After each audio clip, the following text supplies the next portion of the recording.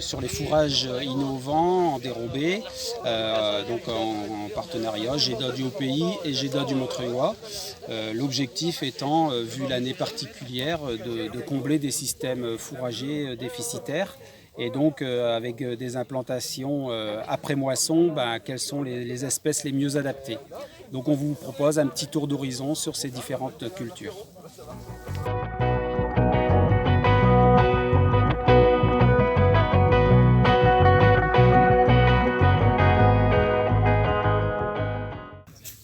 Donc ici on se trouve à Bezingrand sur une parcelle de dérobé après blé, parcelle qui a été implantée au 20 juillet en semi-direct. Et donc avec un mélange d'espèces où on va retrouver 10 kg de moa, 10 kg d'avoine diploïde, 20 kg de pois protéagineux, 5 kg de trèfle, 30 kg de févrole et 10 kg de veste commune. Donc en fait, aujourd'hui, au 10 septembre, on retrouve la plupart des espèces, peut-être un peu moins l'avoine diploïde. Et donc l'agriculteur s'apprête à faucher en fait cette parcelle aujourd'hui ou demain, en vue donc de faire de l'enrubanage pour venir combler le bilan fourrager. Derrière cette culture sera implanté en fait un seigle, puisqu'on est en semi-direct et donc l'objectif de couvrir le sol en permanence.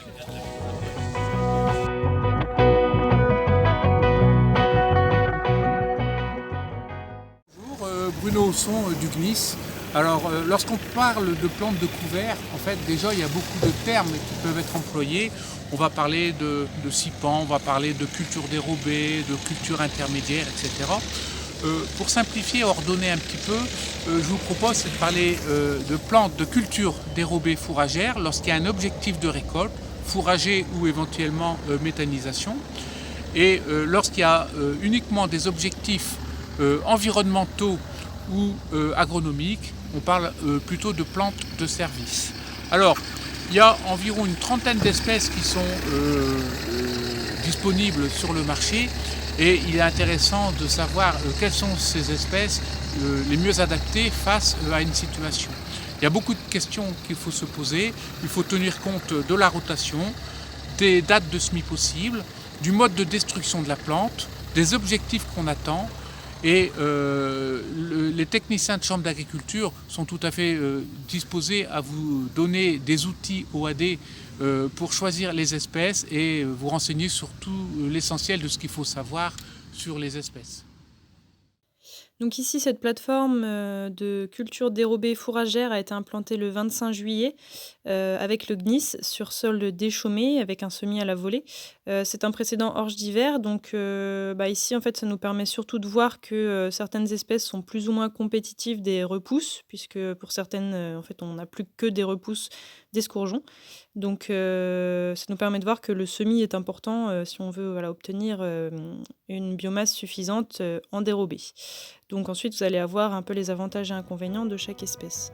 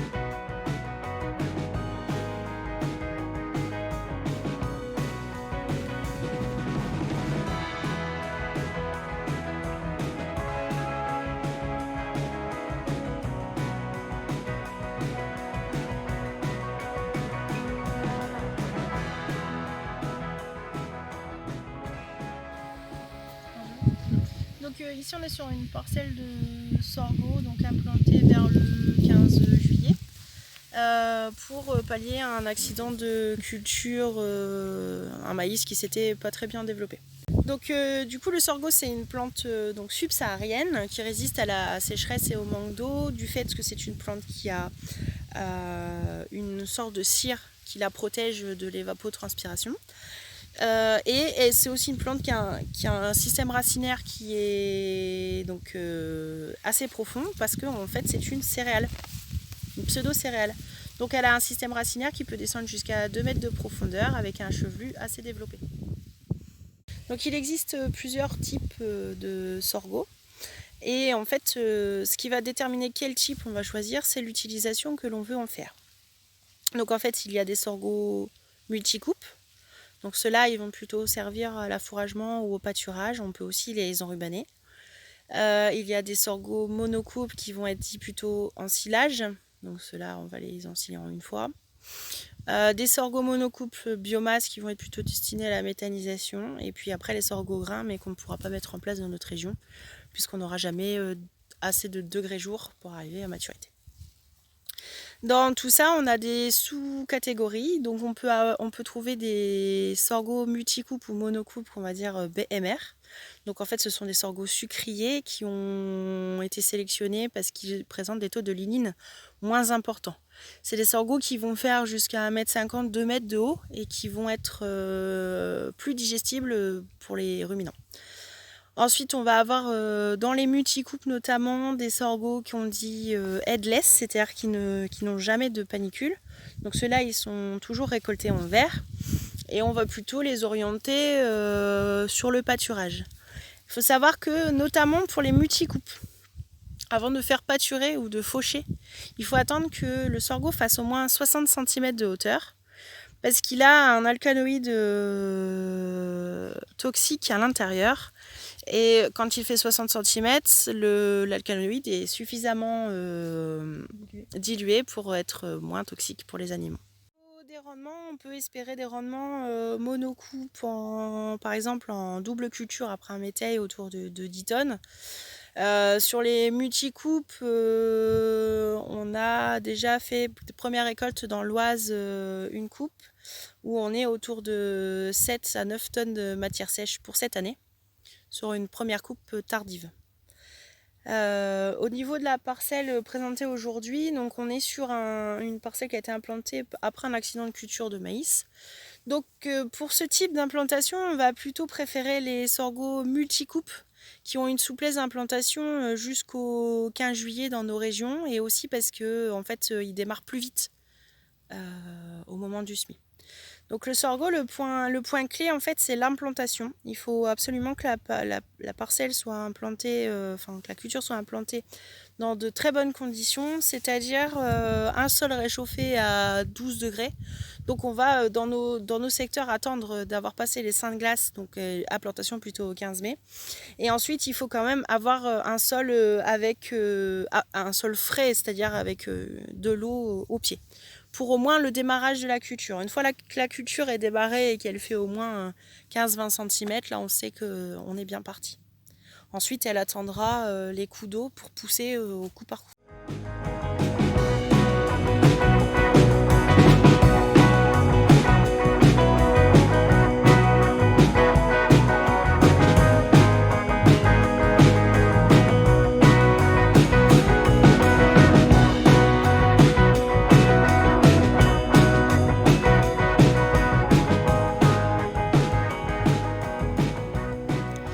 Donc ici, on va sortir des dérobées fourragères pour parler d'une production en graines, donc le soja, puisque différents essais ont été mis en place au niveau de la Chambre d'agriculture Nord-Pas-de-Calais cette année.